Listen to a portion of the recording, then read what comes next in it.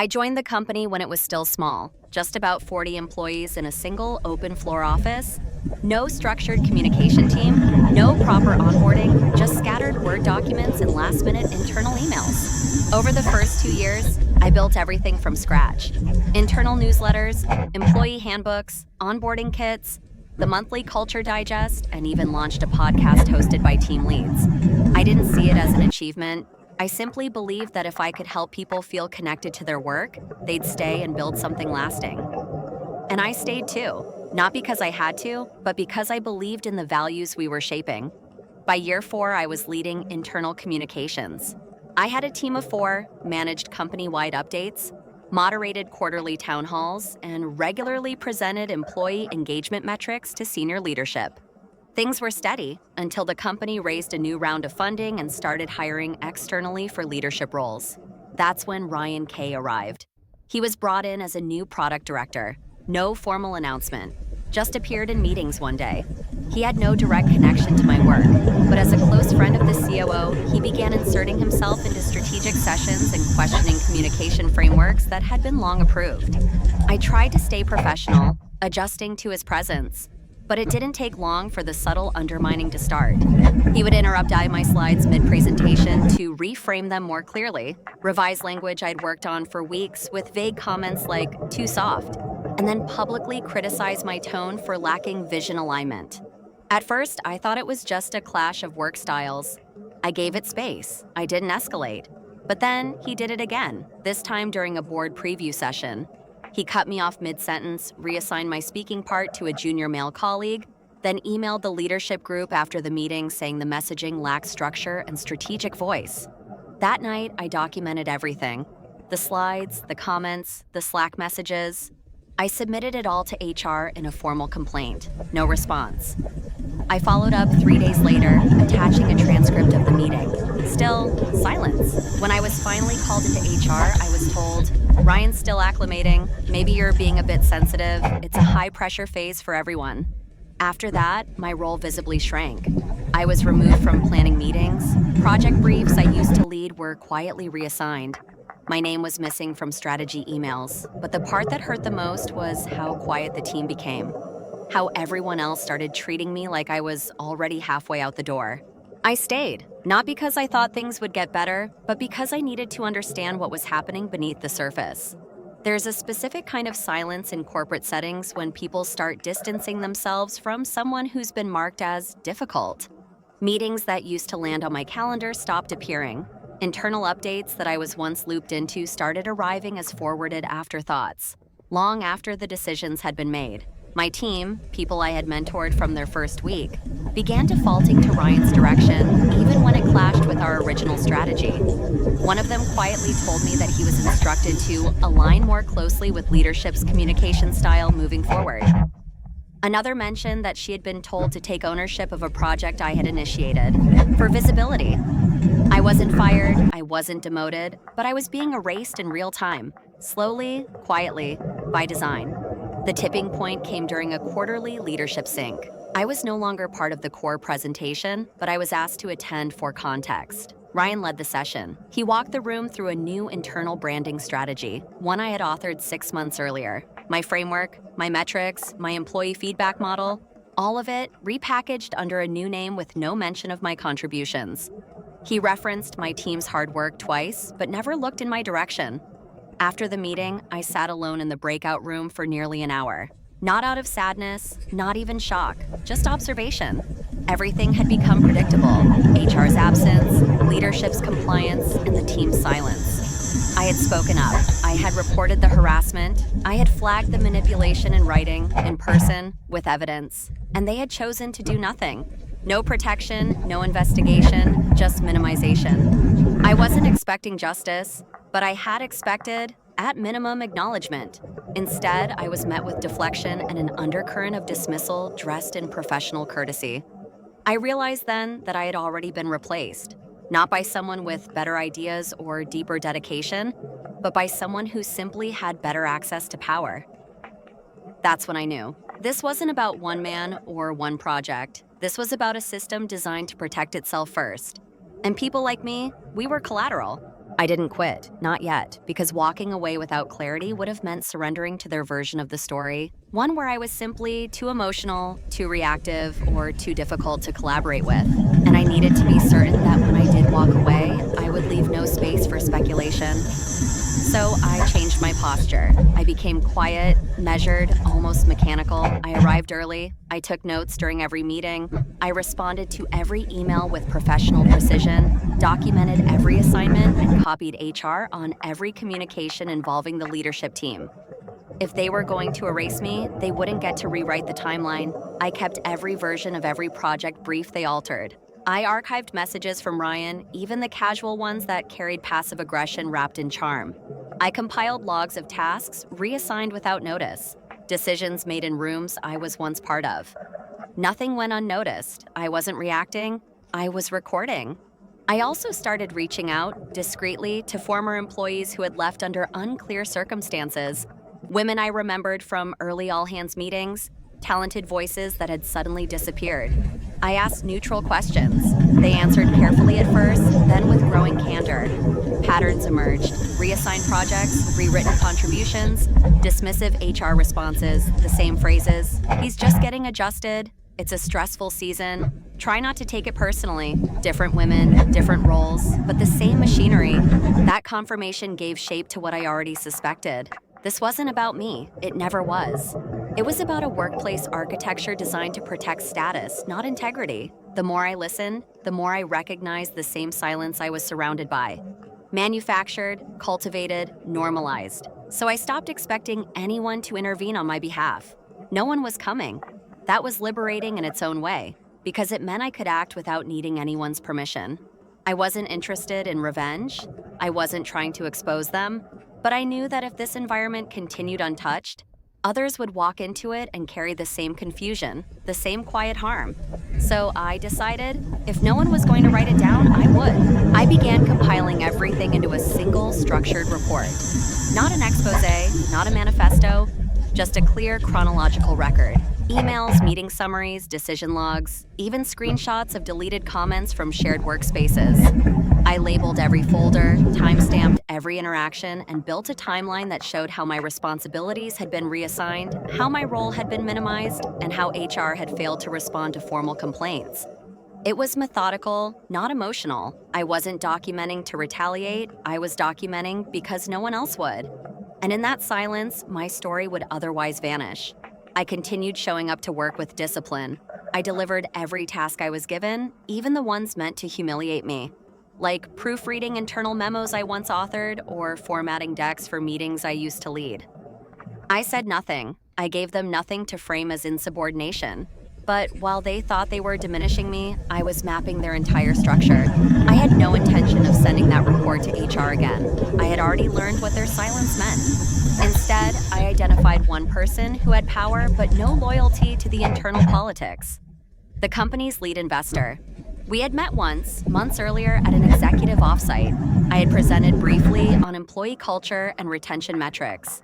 Afterwards, she had approached me and asked a few thoughtful questions. Not about metrics, but about culture. About the disconnect between values on paper and values in practice. That memory had stayed with me, not because of what she said, but because she had been listening. And now, months later, I reached out. Not publicly, not dramatically. I sent a short, courteous email thanking her for the past conversation, letting her know I had decided to resign, and attaching the documentation not as a complaint, but as context. I wrote no accusations. I asked for no response. I simply left a record. The next day, I submitted my resignation to HR. No elaboration, no requests for exit interviews, just a clean handover file and a signed NDA. I walked out of the building I had helped shape, quietly, finally, and completely. 2 weeks passed before I heard anything, but the silence that followed my exit wasn't the kind I had grown used to. It was different. It had weight. I received a message from a former teammate, short and vague. "Something's going on. Did you send something to the board?" I didn't reply. I didn't need to. What I had done wasn't a confrontation, it was a disclosure. And it didn't take long before the consequences of that quiet act began to ripple through the structure I had once worked so hard to support. Rumors started to spread internally, first about an unexpected audit requested by the investors, then about a mandatory review of HR documentation and case files. The leadership team held multiple closed-door meetings that week. People began noticing subtle changes, calendar events disappearing, execs missing from weekly check-ins, project leads being swapped out mid-cycle. Ryan's name stopped appearing on new initiatives. One day, he was asked to step down from a high-profile launch campaign without explanation.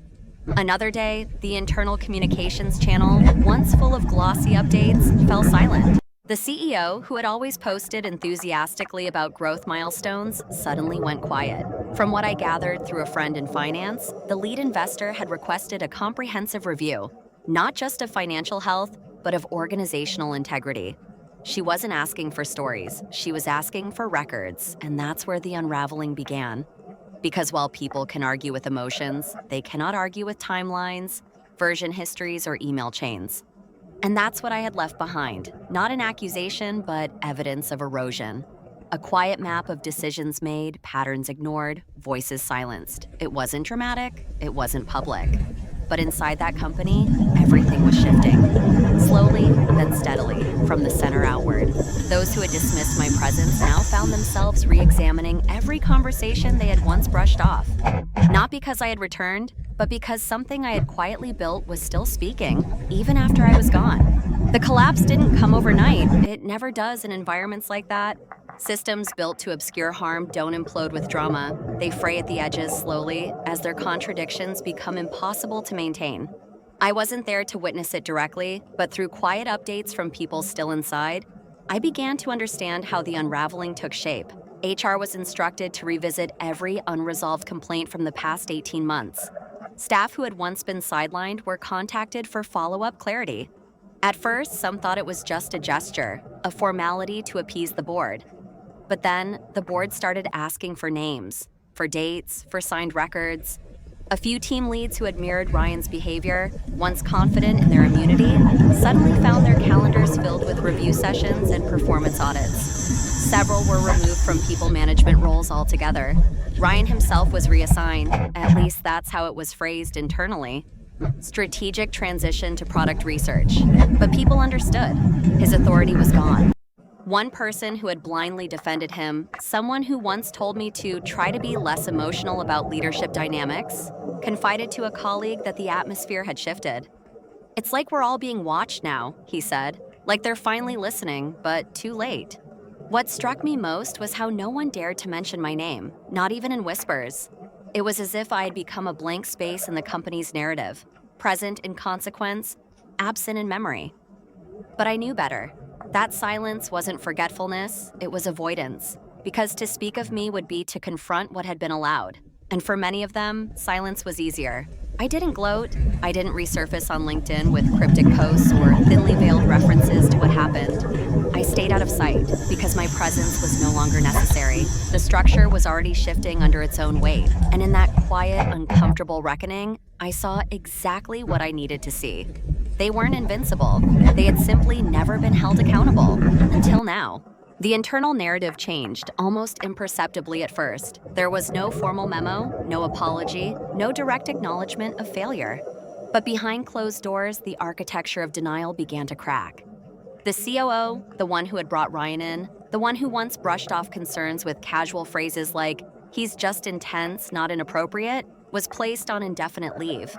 That was the official line. Off the record, his access was revoked within hours. His name vanished from project documents, and assistants were instructed to reroute all communications. HR leadership followed soon after, not all at once, but in pieces. First a resignation, then a sudden relocation, then a LinkedIn update announcing a career pivot.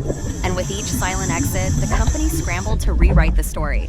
They launched an initiative around values alignment, put together diversity training sessions, and began featuring curated testimonials from current employees about belonging. But the tone had changed. What used to be polished and performative now felt desperate, rushed, like they were trying to outrun something that had already arrived. From the outside, it probably looked like just another internal cleanup. Companies reorg all the time. But from those watching closely, it was clear. They were managing fallout, not building strategy. The investor who had received my report took a quiet but firm stance. She didn't go public. She didn't threaten funding and headlines, but she insisted on third-party evaluations, restructured reporting lines, and quarterly cultural audits. The message was clear: either clean house or the house will not stand. I didn't insert myself. I didn't need to. The very structure that had once rendered me invisible was now collapsing under its own rot. Every choice they made to protect the wrong people, every dismissal wrapped in diplomacy, every instance where HR had chosen silence over accountability. It was all surfacing now, not because someone forced it into the open, but because it could no longer be contained. Truth has a way of leaking into places even the most controlled environments can't seal. And this time, there was no one left to bury it. What remained in the wake wasn't outrage or scandal, it was absence. The absence of voices that once dominated every meeting. The absence of names that used to sign off on every policy. The absence of arrogance disguised as leadership. And more than anything, the absence of certainty. People inside the company began to operate differently, not necessarily better, just more cautiously. Decisions that once took place behind closed doors were now filtered through layers of review. Approvals took longer, messages were triple-checked. It was as if everyone had suddenly remembered they were being watched, that the system wasn't immune, and the fear that once belonged only to people like me, the ones overlooked, undermined, and dismissed, had quietly migrated upwards. I never returned. I never asked for reinstatement or sought public vindication. But others did reach out. A former colleague, once distant during the worst months, sent a simple message. I didn't know how bad it really was. I'm sorry. I didn't respond, not out of anger, just clarity. Because apologies don't rebuild what silence helped destroy. One message in particular stayed with me. It came from someone I had never worked closely with, someone still at the company. They said, "You probably won't see this, but things are changing here. People are paying attention now, it's different." And maybe it was, maybe not enough, but different was a start. The structures that had protected the wrong people weren't completely dismantled, but they had cracked. Accountability had entered the building, not as a dramatic reckoning, but as a slow, undeniable shift. A reminder that harm ignored is harm multiplied. That silence isn't neutrality, it's complicity. And once that truth is named, it echoes through every conversation, even if no one dares say your name aloud. I had left behind no scorched earth, no chaos, just a quiet, irreversible record, and that was enough. I didn't go back to the company. I didn't need to. Closure wasn't about reclaiming a seat at a table I had already outgrown. It was about building something else entirely. In the weeks after I left, I took time to listen, to myself, to the quiet that followed, to the version of me that had been buried beneath self-justification and endurance. I realized I had spent so much time proving my worth to a system designed not to recognize it. And once I stopped trying to be seen by them, I began to see myself again. Not as a victim, and not as a survivor either. Just as someone who had endured something unspoken and come through it with clarity. That clarity led me somewhere unexpected. A consulting firm focused on organizational health and investor relations reached out. They were building a new vertical, one that would audit internal culture as rigorously as financials before investing in startups. They had seen my work, not just the projects I had built, but the structure of what I had left behind. The report, the discipline, the silence that spoke in data. They asked if I would help design their culture evaluation framework, not to write policies, but to shape how they measured integrity. I didn't hesitate, because this time, I wasn't entering a system that needed my silence. I was helping shape one that valued my voice. And in doing so, I began to understand the real legacy of what I had walked through. It wasn't about justice, not in the form most people imagine. It wasn't about watching others fall. It was about changing what rises in their place. Quietly, thoroughly, unmistakably. In this new role, I didn't seek to recreate my past title or reclaim old authority. I wasn't interested in proving I still belonged in the rooms that once pushed me out. Instead, I focused on building rooms where others wouldn't have to justify their worth just to be heard. I designed systems that noticed patterns, subtle shifts in engagement, silent attrition, the kind of cultural decay that doesn't show up in quarterly reports but always precedes collapse. I trained teams to ask better questions, not just about performance, but about presence.